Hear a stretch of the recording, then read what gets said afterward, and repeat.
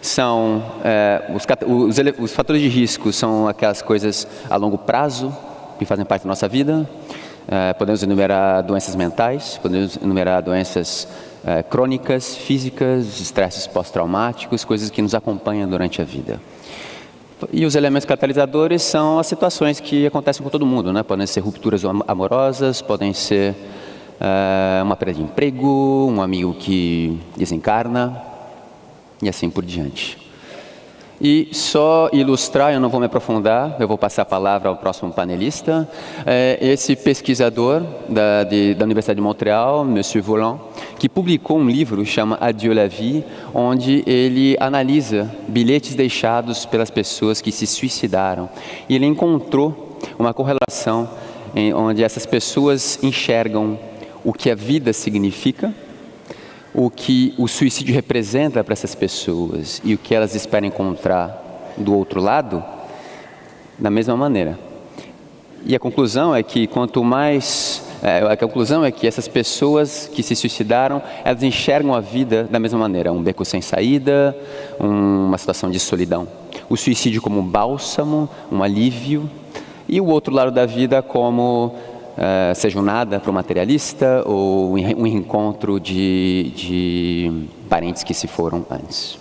Sem mais delongas, eu passo ao próximo panelista, o Alexandre. Obrigado.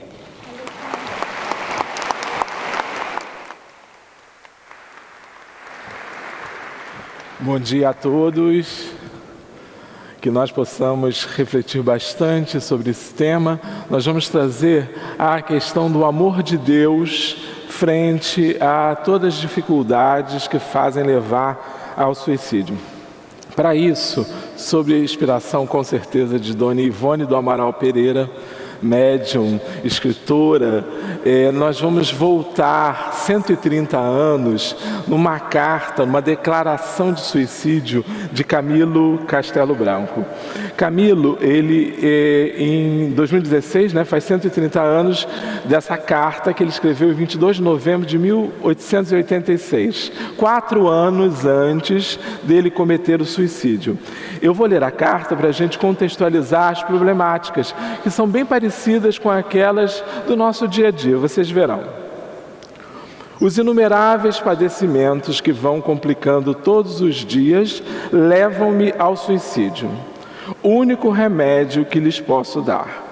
Rodeado de infelicidades de espécie moral, sendo a primeira a insânia de meu filho Jorge e a segunda os desatinos de meu filho Nuno. Nada tenho a que me amparar nas consolações da família. A mãe desses dois desgraçados não promete longa vida, e se eu pudesse arrastar a minha existência até ver Ana Plácido morta, infalivelmente me suicidaria. Não deixarei cair sobre mim essa enorme desventura, a maior e incompreensível à minha grande compreensão da desgraça. Esta deliberação de me suicidar vem de longe como um pressentimento. Previ desde os 30 anos este passo. Receio que, chegando ao supremo momento, não tenha a firmeza de espírito para traçar estas linhas. Antecipo-me à hora final, 4 anos antes. Quem puder ter a intenção das minhas dores, não me lastime. A minha vida foi tão extraordinariamente infeliz que não podia acabar como a da maioria dos desgraçados. Quando se ler este papel, eu estarei gozando a primeira hora de repouso. Será? Não deixo nada, deixo um exemplo. Este abismo a que me atirei e o términus da vereda viciosa por onde as fatalidades me encaminharam. Seja bom e virtuoso quem o puder ser. Camilo Castelo Branco, São Miguel de Sede. Bom, na verdade, essas desventuras das nossas vidas, especialmente as familiares, todos compartilhamos. Se Camilo tinha problema com os filhos, nós também podemos ter.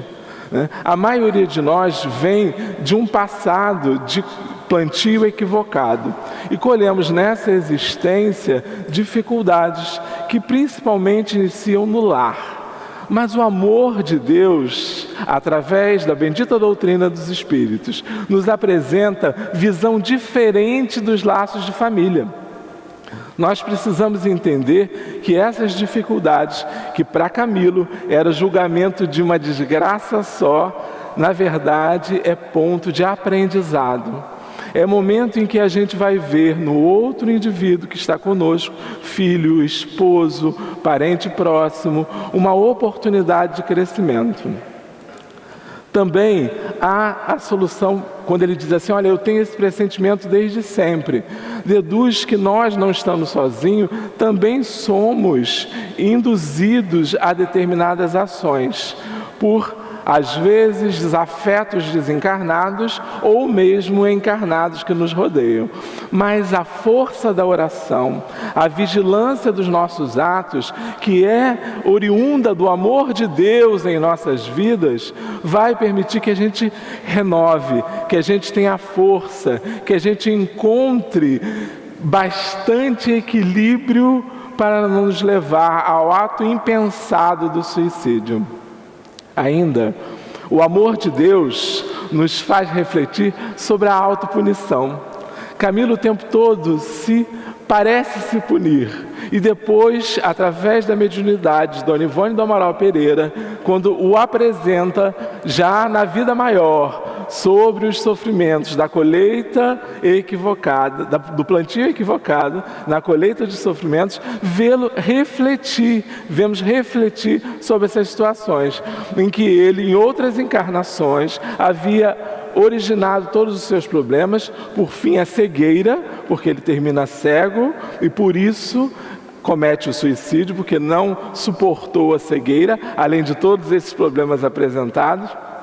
E a gente pode trabalhar então a ideia de que há nas nossas vidas uma relatividade das penas, que Deus nos dá o tanto que nós conseguimos suportar, que não há para Deus um momento de punição. Nós não somos punidos pelas coisas que fizemos, apenas estamos num sistema de reeducação, em que nós juntos, em convivência, em parceria, podemos nos ajudar e nos autoajudar, concebendo essas penas como relativas.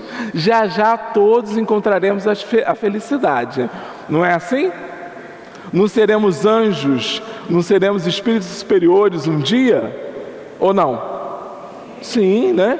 Então precisamos entender que todos os sofrimentos são passageiros. Então o momento do suicídio, esse momento fatal, ele tem que ser ponderado por essa questão também. Bom, além disso, Deus é misericordioso.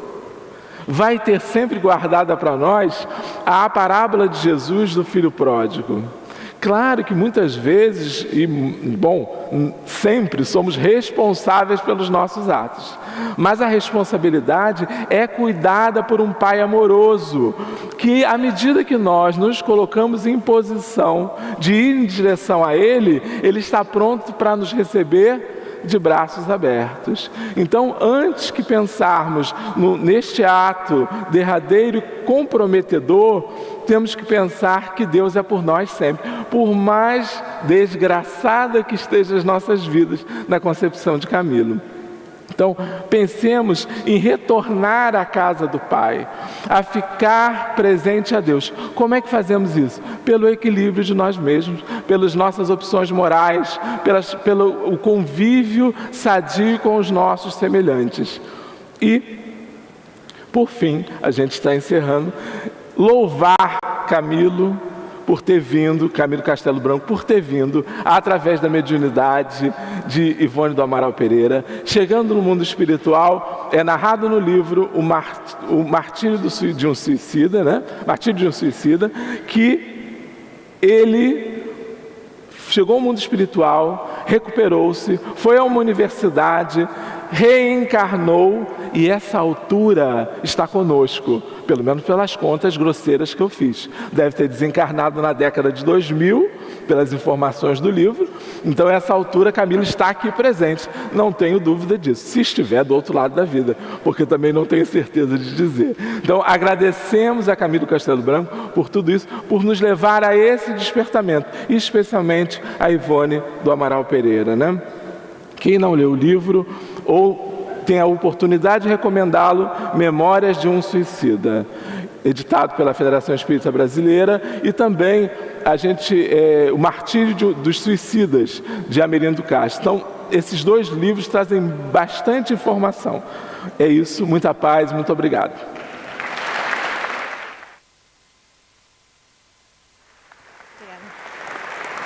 Obrigada.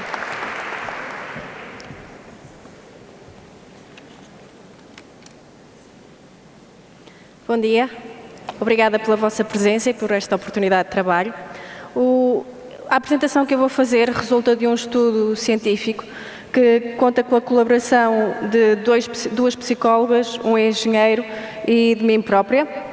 E nós vamos abordar o tema das emoções e da regulação emocional e da sua relação com a ideação e a prática do suicídio. Porquê este foco nas emoções no nosso trabalho? Porque sabe-se que as emoções são o principal campo de trabalho do ser humano.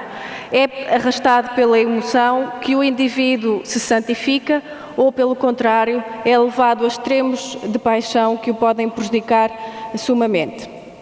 Portanto, a própria autora espírita Sueli Schubert, ela dizia que nós próprios negligenciamos muito as nossas oscilações emocionais, que são estas as responsáveis pela turvação da nossa mente. E, portanto, por muito conhecimento racional, intelectual que o indivíduo tenha, perante uma mente turva, ele não vai ser capaz de assimilar o conhecimento, por exemplo, da doutrina espírita, que o poderá ajudar a lidar com estas oscilações emocionais e então a saber lidar ele próprio quando tem ideias de suicídio. No nosso trabalho, nós então apontamos para estas duas dimensões, quer a regulação emocional, quer o controle emocional, ambas são diferentes. Porquê? Porque já existem alguns estudos na literatura científica que apontam para a importância da componente das emoções, nomeadamente ao nível da personalidade, na sua relação com o suicídio. E sabe-se, por exemplo, que há um risco acrescido, sobretudo quando os fatores que despoletam a ideação suicida são de origem emocional, por exemplo, na camada da população mais jovem. Mas esta literatura científica que existe não contempla a realidade portuguesa. Aliás, uma das dificuldades que nós estamos a deparar no decorrer do nosso estudo, que ainda está a decorrer, é precisamente que as escalas psicológicas que existem para avaliar o controle emocional e a regulação emocional nos indivíduos não estão adaptadas para a população portuguesa. E daí nós propusemos, a nossa proposta é estudar a população portuguesa, adaptar estes instrumentos científicos para podermos conhecer melhor os padrões emocionais da população portuguesa e que os leva ou não à ideação suicida.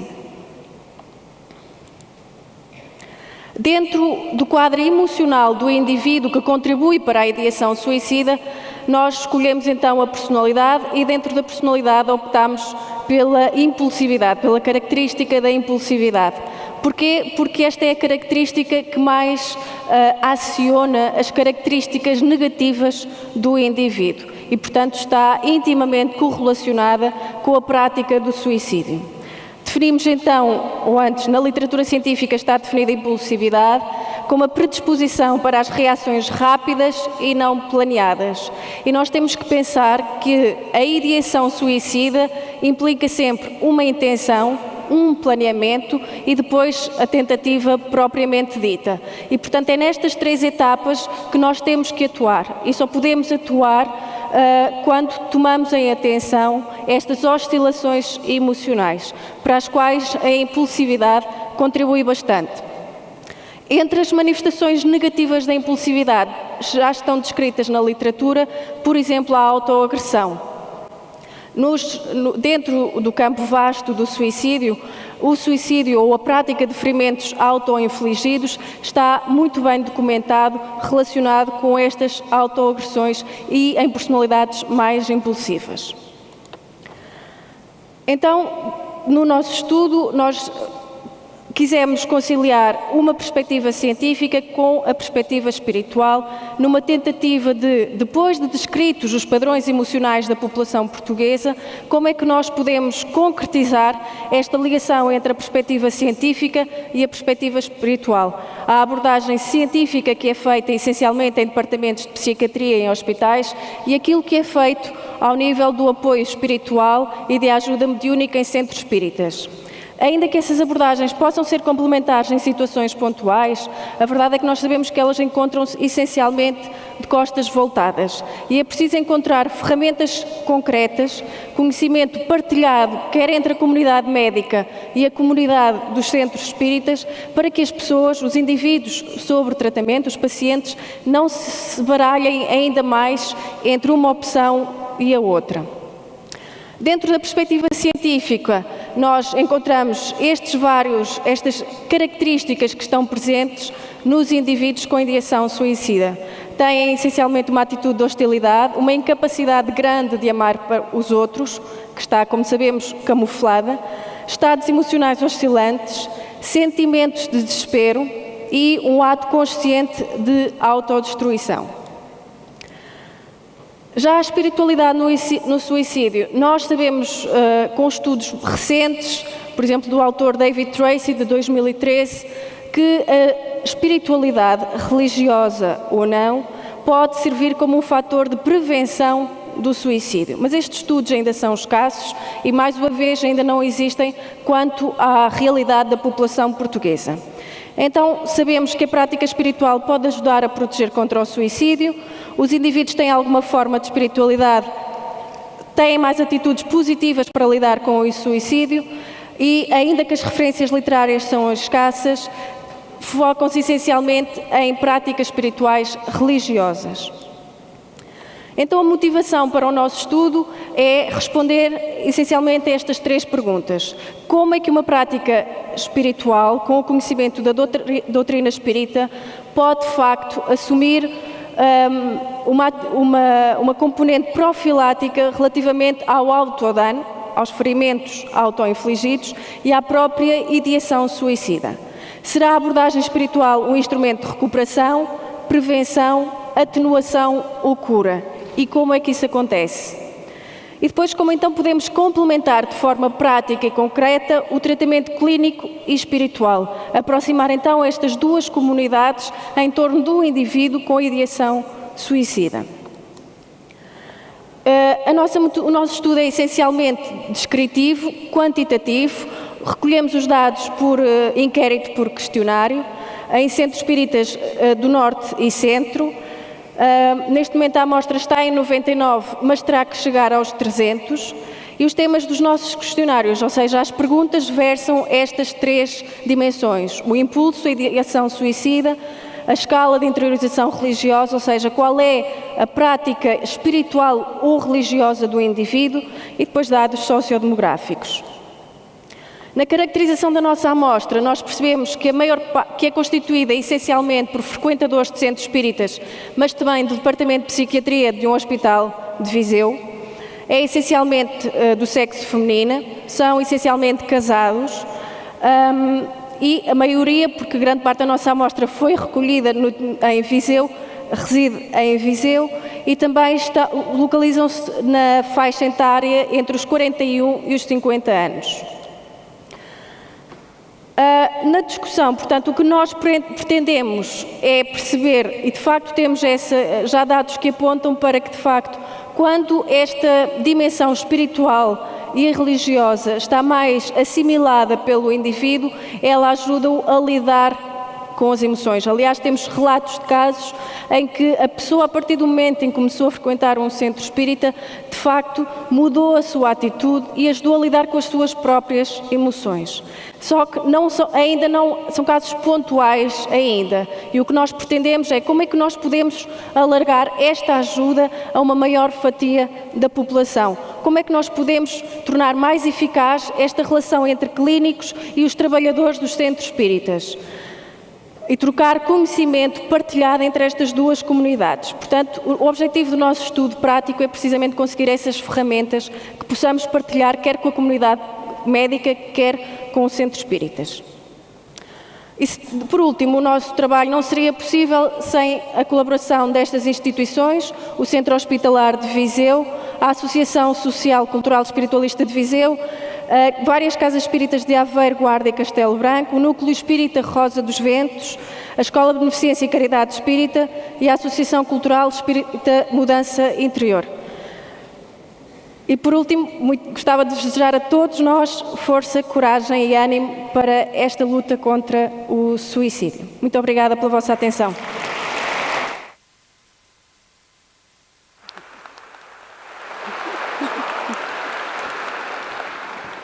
Bom dia a todos.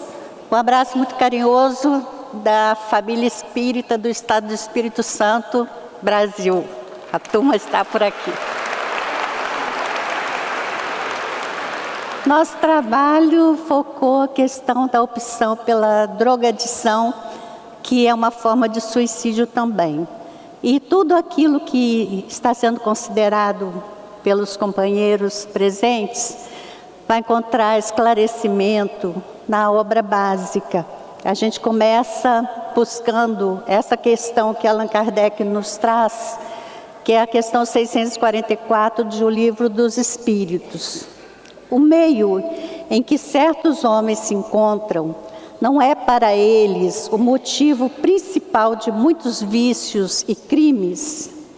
Sim, mas ainda nisso há uma prova escolhida pelo Espírito, no estado de liberdade. Ele quis se expor à tentação para ter o mérito da resistência. E aqui é uma grande questão que a gente precisa focar mais detidamente. O estado de erraticidade marca o momento em que o indivíduo tem uma consciência ampliada da situação, da sua necessidade. Quando encarna, ele vai se expressar numa personalidade que se constrói ao longo do seu crescimento. E o esquecimento das fases passadas gera uma dificuldade para que o indivíduo compreenda o momento que ele está vivendo. Quando não há uma filosofia de vida que envolva o entendimento do processo reencarnatório, é muito difícil que a pessoa tome consciência de si mesmo e das suas próprias necessidades estando encarnado.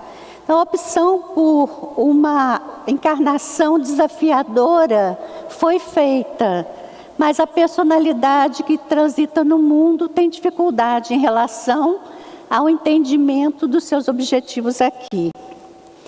Então nós vamos também considerar que a informação que a doutrina espírita nos dá sobre a vida em dois planos, ela vai ter uma interseção muito forte na personalidade que está transitando no mundo. Indivíduos viciados, ao desencarnar, não se libertam miraculosamente do vício. Então nós temos aqui um compartilhamento com vocês de um trabalho realizado na Federação Espírita do Estado do Espírito Santo, na década de 90, sob coordenação do professor Lamartine Palhano Júnior. Então, nesse trabalho que foi desenvolvido, o estudo de casos permitiu confirmar que o problema pode ter suas raízes em vidas anteriores e que o quadro de sofrimento é agravado por influências espirituais negativas. Então, nós temos que considerar esses dois lados da vida. O indivíduo que escolhe a drogadição, ele não quer morrer. Assim como também quem opta pelo suicídio na verdade não quer morrer, quer se livrar de uma dor que parece muito maior do que aquilo que ele pode suportar. Então, o indivíduo que escolhe drogar-se, ele está em busca do prazer. E ele está no nível de consciência da criança. É bem infantil, é aquela criança que quer agora o prazer imediato e nem sempre compreende a limitação que seus pais impõem. É o estado desse espírito, é o nível evolutivo em que ele se encontra. Então, a toxicomania é um suicídio indireto. Então, são os casos das drogas, todo tipo de droga, inclusive o álcool, que é uma droga considerada lícita, mas que também leva à antecipação da morte. E esse, então, é um quadro de suicídio indireto. O que fazer em relação a isso? O que nós podemos fazer? Então, nós acreditamos que, pelo trabalho realizado lá no Espírito Santo, será preciso oferecer a esse indivíduo, ao toxicômano, também à sua família, um suporte espiritual, a fim de que se garanta o retorno ao equilíbrio e à manutenção da estabilidade, sem esquecer que esse retorno ao equilíbrio depende de que esse ser invisível que está ali acoplado nesse processo interativo também seja atendido. E só a doutrina espírita tem orientação nesse caso. As casas espíritas podem implementar atividades que atendam o indivíduo encarnado, que está visível aos nossos olhos, e o indivíduo desencarnado, aquele que nós não alcançamos de imediato, mas que gera uma sobrecarga sobre esse indivíduo que está à nossa frente, impedindo que ele consiga se equilibrar. Então, como fazer? A metodologia desenvolvida lá no Espírito Santo, ela envolveu a ação mediúnica e a análise dos seus resultados. Essa ação mediúnica se dava pela utilização de potencial medianímico daquelas pessoas que se apresentam na casa espírita naturalmente em busca de renovação, de esclarecimento. As pessoas que chegam à casa espírita, elas não sabem desse seu potencial, geralmente. Então, a partir do momento que o estudo é desenvolvido e que se detecta a potencialidade, o papel da casa espírita é orientar para que essa pessoa coloque à disposição da coletividade o seu potencial. Não precisa ser a mediunidade ostensiva. Qualquer potencial, em qualquer grau, na composição do grupo, vai integrar um conjunto importante para a produção desses resultados. Segundo ponto é o apoio vibracional. Esse apoio vibracional, ele é dado sempre que nós nos reunimos e conjugamos forças pela mediação da prece e damos a isso um alvo. A irradiação vai alcançar esse objetivo e vai oferecer aos indivíduos e também às suas famílias o suporte que eles necessitam. O trabalho com os assistidos também é importante. Aquela pessoa que efetivamente está sendo alvo da pressão espiritual para se drogar, é um espírito encarnado em condição de fragilidade pelo seu nível evolutivo e não está conseguindo se sobrepor a essa influência. Então, esse ser precisa do conteúdo espírita, ele precisa entender essa situação. Então, nós podemos reuni-los para refletir sobre alguns pontos que a doutrina nos oferece, a fim de ampliar o nível de consciências que eles estão manifestando. Então, o que se objetiva? que ele consiga estabelecer novas conexões. Então, ele tem que refazer as sintonias. Essa pressão que ele está recebendo é uma sintonia que ele estabeleceu a partir de um movimento interno de busca do prazer. Então, o desencarnado também está buscando prazer. Também desconhece que o caminho que ele está trilhando vai trazer-lhe maiores sofrimentos. Então, ele precisa educar-se para favorecer conexões com seres espirituais que podem fortalecer as suas boas disposições. Também a vivência de equilíbrio para que a intuição ganhe mais espaço na economia psíquica e traga importantes subsídios às decisões a se tomar no dia a dia. O significado à vida que preenche o vazio interior e direciona o ser para a obtenção das conquistas reais do espírito. Então, nessa reunião com os que estão nesse caminho difícil, nós trabalhamos para construir essas novas possibilidades. Os resultados não pertencem a nós. Os resultados são a colheita necessária do esforço de cada um e das bênçãos de Deus. Muito obrigada pela atenção.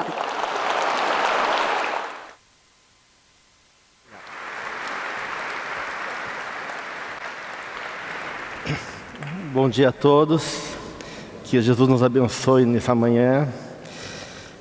A gente está tendo um painel sobre suicídio, e esse tema vai muito além do ato suicida, foi falado na drogadição, na dependência, e que envolve, hoje em dia na psicologia, uma rede de transtornos e doença que a gente chama das doenças do vazio.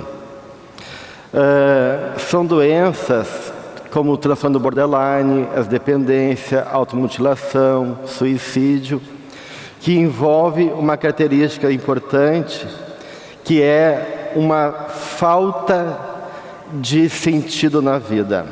Então, nesse momento atual que a gente vive, existe um princípio de uma perda das referências básicas da nossa existência.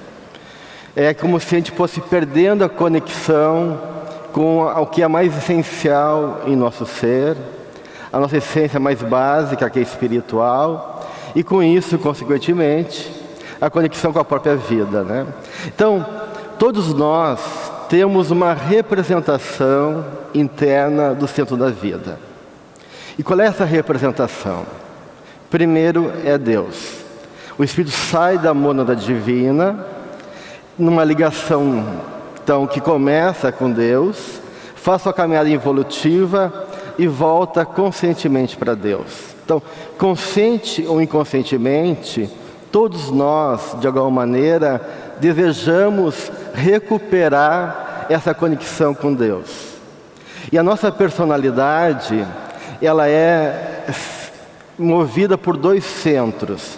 O centro da consciência egóica, que é o eu, o ego, e o self, que a Joana de Anjos muito bem traduz nas obras dela, que é o centro espiritual, o espírito mortal, a essência, onde estão a lei natural, a consciência moral do espírito, da qual também representa essa imagem divina dentro de cada um de nós. Então, tem o self, ou si, como ela coloca, e o ego.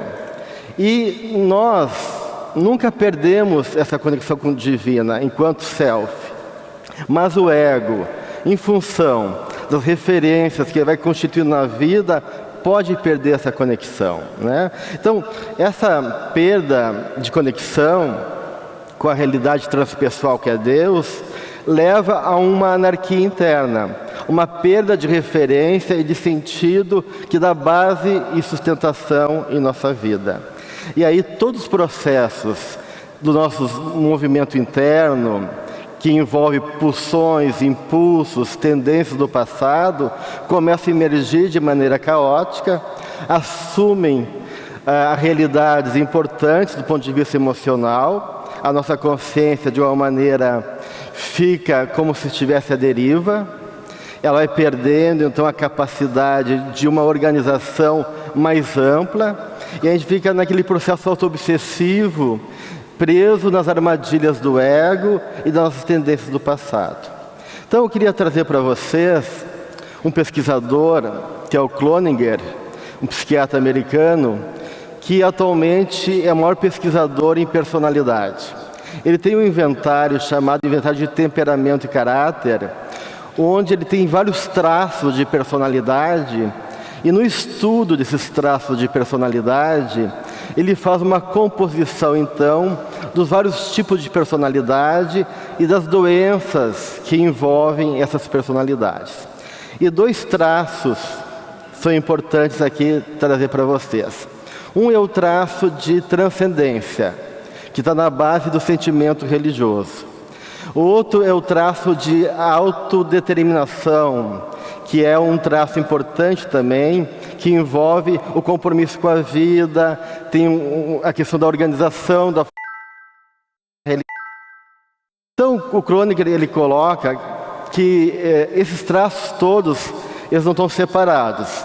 Tem outros traços também, que eu não vou colocar agora, mas na pesquisa dele, ele aponta que quando a pessoa tem um alto índice de transcendência, mas pouco índice de autodeterminação, dá vários tipos de doenças mentais, como a esquizofrenia. Então, pessoas que têm muito índice de transcendência, mas pouco autodeterminação, dá patologias sérias do ponto de vista psíquico. Ao contrário, pessoas que têm muita autodeterminação, mas pouca transcendência, têm muito pouco a qualidade de vida. Então, se a gente for pegar a transcendência como um fator que dá sentido à vida, ela sozinha não compõe a totalidade do nosso ser, porque precisa que essa consciência transpessoal, transcendente, que está ligado à questão religiosa, seja trazida para a vida. Tem muito espírita que conhece a doutrina e não muda, né? Porque não traz isso para a sua vida. Então não basta conhecer, não basta ter um sentimento de transcendência, tem que ter uma vivência. E por isso a questão da autodeterminação. E as pessoas que têm muita determinação, mas não têm o sentimento que envolve esse traço de transcendência, não tem sentido na vida. Elas se ocupam com a vida, trabalham, se organizam, mas tem um sentimento de infelicidade muito grande.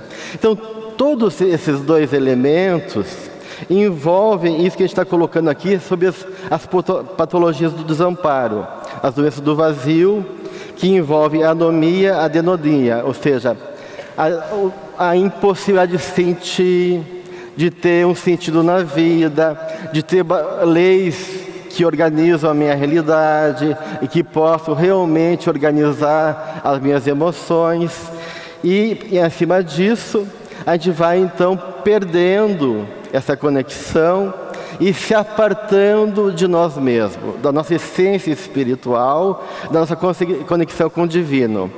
Mas Deus, que é Pai, que é amor, nunca nos desampara. Como se a todo momento a sua presença estivesse dentro de nós, uma vozinha, uma presença que se manifesta na nossa realidade em todo momento, que diz: eu estou aqui à tua espera. Vem, meu filho, abra o teu coração, te entrega a mim. E essa é a proposta da doutrina espírita, recuperar essa capacidade de ressacralizar a vida, recuperar essa conexão plena com a nossa realidade espiritual e com o divino em cada situação, em cada experiência, em cada oportunidade que a vida nos coloca. Esse sacralizar a vida tem muito a ver com a proposta de Plotino, que diz que a beleza está no detalhe. Recuperar em cada ato, em cada pessoa, essa presença de Deus, de um irmão que está ligado ao nosso coração, porque somos todos a mesma família espiritual. E aí diz Joana de Ângeles: os episódios de consciência de pequeno ou de grande porte, forma um caráter que alinha a mestra de conduta para a vida. Então que a gente possa realmente fazer um exercício psicológico de tomar consciência que somos espíritos imortais. Parece óbvio isso para nós espíritas, mas não é tão óbvio assim, porque as coisas óbvias muitas vezes a gente deixa de lado. Recuperar essa consciência como filhos de Deus e tomar isso como uma consciência permanente da nossa existência, que cada situação que a vida nos coloca é um presente de Deus para conosco. É uma oportunidade abençoada que Ele nos oferece de aprendizado, de experimentar a nós mesmos como espírito nessa caminhada evolutiva. E tem uma palavra interessante que eu gosto muito, que é respeito. Respeito vem do latim respectare, que é olhar de novo. Re-expectare, olhar com o coração. Então, olha de novo, olhe com a via do coração na nossa cabeça, para que esse encantamento, esse reencantamento da vida, essa reconexão com Deus, possa permear nossa vida, nos dando sentido, planificando nossa existência, enchendo de colorido, de prazer, de alegria a nossa vida, independente das situações difíceis que podemos passar. Então fica essa mensagem, desse convite a todos nós, desse reencontro com Deus, esse reencontro com a vida, e esse reencontro conosco mesmo. Obrigado.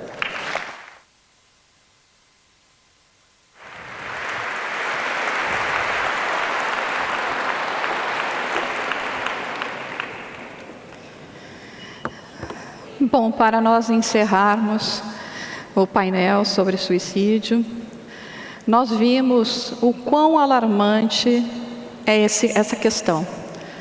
As estatísticas nos provam, nos dizem que 1 entre 10 aproximadamente das pessoas podem estar nesse momento sofrendo um processo depressivo ou uma depressão clínica.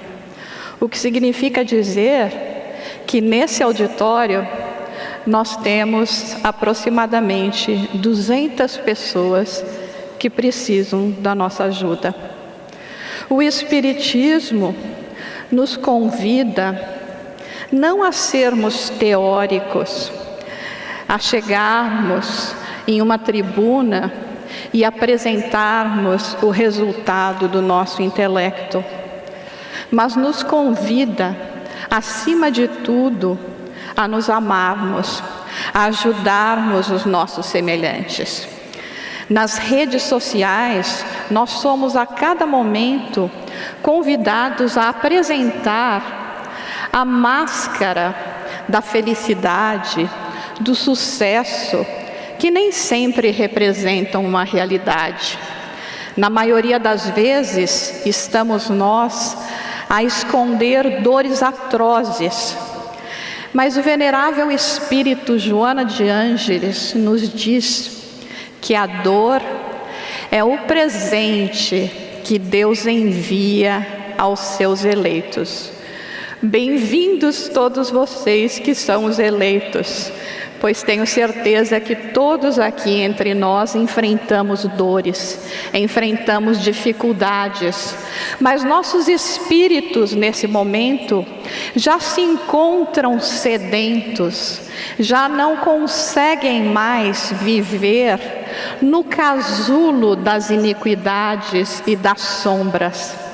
E é chegado o momento de nós quebrarmos este casulo. É o período de transição a que somos convidados a participarmos, aonde nossos espíritos anseiam agora pelo caminho da verdade e da vida. Mas não podemos conquistar essa verdade, essa vida, a liberdade que queremos sem esforço, sem dedicação, sem domarmos as nossas imperfeições.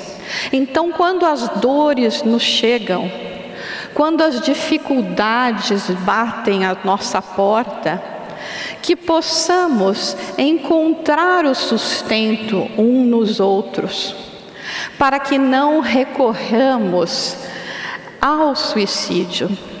Porque o suicida, na realidade, ele não quer morrer. Ele quer acabar com a sua dor, com a sombra que vive dentro dele. Dizem, num livro que se chama O Demônio da Meia-Noite, do Meio-Dia, de Andrew Salomon, exatamente isso, que é um demônio, aquela dor, aquela angústia que trazemos em nós, em plena luz do dia, e que muitas vezes não são notadas pelos nossos semelhantes.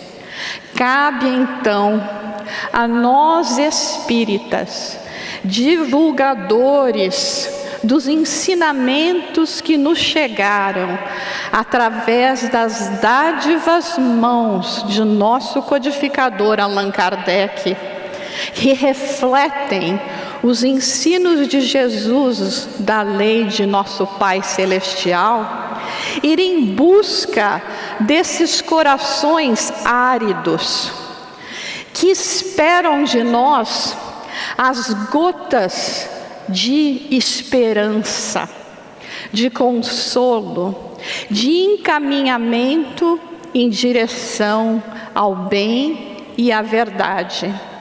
Como vemos então, irmãos, nesta ocasião em que nos encontramos reunidos no 8º Congresso Espírita, que possamos então olharmos uns aos outros, buscarmos unir os nossos corações, buscar assim dar o suporte e lembrar sempre que acima de tudo, fora da caridade não há salvação. E a maior caridade que podemos fazer neste momento é nos ajudarmos uns aos outros. E agradecer então ao nosso Pai misericordioso, que na sua glória todo-poderoso permitiu que nos fosse concedida a maior bênção, o dom da vida. Sigamos, irmãos, confiantes, com a certeza de levar adiante a mensagem consoladora, a verdade libertadora. Abrimos então o nosso coração, estendendo nossas mãos, oferecendo sempre consolação, para que a nossa vida seja sempre um hino de oração. Sigamos então unidos, nos encontrando cada vez mais fortificados pelos esclarecimentos que nos chegam, mas acima de tudo, pela verdade que hoje já habita em nossos corações. E usando então a menção de nosso querido André Trigueiro, que vai nos brindar com uma palavra hoje, vamos nos lembrar sempre que viver é a melhor opção. Muito obrigada, obrigada a todos que participaram desse painel, a todos os que se encontram a SIC e a organização. Muito obrigada.